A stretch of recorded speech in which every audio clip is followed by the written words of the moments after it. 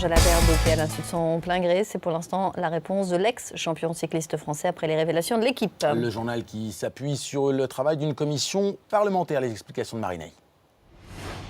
15 ans après, le dopage à l'EPO refait surface. Mise en place dans la foulée de l'affaire Lance Armstrong, déchu l'an dernier de ses 7 victoires sur le Tour, la commission parlementaire sur l'efficacité de la lutte contre le dopage met désormais en cause Laurent Jalabert.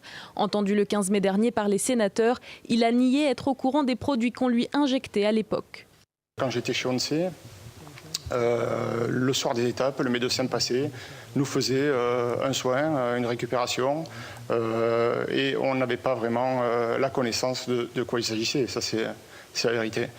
Le cycliste a pourtant reconnu que le dopage à l'EPO était courant dans les années 90. Mais pour le sénateur Alain Néry, Laurent Jalabert s'est parjuré. Moi, je suis très triste parce que j'ai beaucoup d'estime pour l'homme Laurent Jalabert, mais je crois que Laurent Jalabert n'a pas su saisir l'occasion de dire les choses d'une grande naïveté ou d'une grande imprudence, ou ne pas avoir peur du tout pour sa santé, que d'accepter qu'on vous fasse des injections, qu'on vous donne des médicaments, sans vous préoccuper de ce que c'est.